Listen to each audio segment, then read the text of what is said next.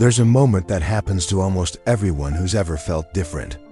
You go years carrying an experience you've never said out loud, not because it was a secret, but because you didn't think anyone would understand it. And then one day, completely by accident, you hear someone else describe it, word for word.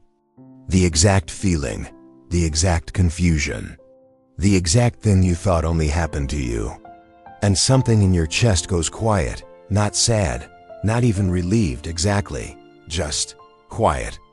Like a question that had been running in the background your whole life finally stopped asking itself. So I wasn't imagining it. Think about how many times you've quietly downgraded your own experience, called it overthinking, called it being too sensitive, called it a coincidence, a phase, a weird one-off. Not because you were wrong, but because there was no one standing next to you to confirm what you already knew. Some people go their whole lives this way, never learning that the thing they buried wasn't strange at all. It was just unspoken. And if you've spent years quietly wondering whether something was wrong with how you experienced the world, that question has an answer. And by the end of this video, you'll understand why hearing someone else say it out loud can change how you see your entire life, and why it was never something wrong with you. People assume that self-doubt like this gets resolved with proof, with evidence, with someone finally agreeing with you in the moment it happened, but that's not actually what heals it. Think about it. The relief doesn't come from being right in the moment. It comes much later, sometimes years later, when you hear someone else describe your exact experience in their own words with no idea you ever lived it too. That's the moment it stops being your weird thing and starts being real, not because it changed, because it was finally named. And that single act, hearing your own experience come out of someone else's mouth, has a way of rewriting how you understand yourself. And it shows up in exactly 3 ways. This habit of doubting yourself didn't come from nowhere. Think about it. Most people who quietly question their own experience learn to do it early, usually because someone reacted to what they said in a way that made them feel like the problem, not the experience. Maybe you said something felt wrong and were told you were overreacting. Maybe you described a feeling clearly and watched someone's face go blank, like you'd spoken a language they didn't recognize. Maybe it happened enough times that you learned to edit yourself before you even finished the sentence. You didn't choose to distrust your own perception. Silence taught you to. Every time you were met with confusion instead of recognition, you learned to keep the next one to yourself. That's not weakness. That's just what happens when the truth keeps arriving with no one else in the room to catch it. The first thing this shows up in is emotion. A feeling that hit you hard, but you called it probably nothing. A sense of unease you couldn't explain, so you decided you were being dramatic. You didn't stop feeling it, you just stopped saying it. And then, years later, someone describes the exact same feeling, same intensity, same confusion, and you realize you didn't downgrade a feeling that was too much. You downgraded a feeling that was simply true, and no one else had confirmed it yet. The second thing this shows up in is perception.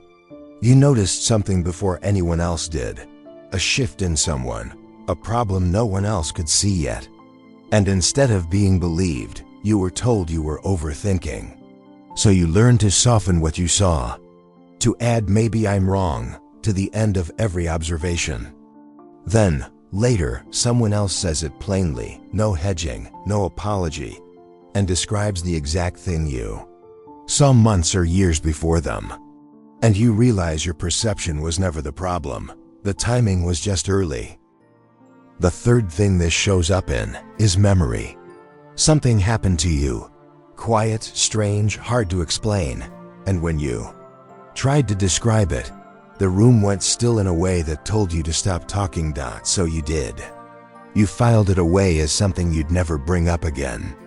And then, sometimes years later, you hear a stranger describe that exact moment, in almost identical words, with the same disbelief in their voice that you used to carry. And something settles, not because the experience changed, because it finally had company. So how do you start trusting these experiences without waiting for someone else to confirm them first? Not by needing proof before you believe yourself. By starting to keep a record of what you already know before the world catches up to it. Step 1. Write down the experience you've never said out loud. Just one, the one you've quietly carried the longest. No explanation needed, no audience, just the plain facts of what happened and what you felt. Step 2. Notice the words you used to shrink it. Read it back.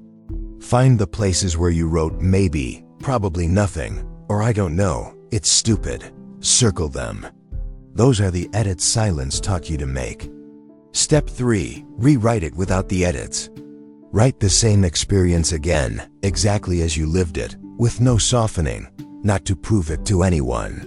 Just to hear what it sounds like when you finally stop editing yourself out of your own story. The truth is, you were never imagining any of it.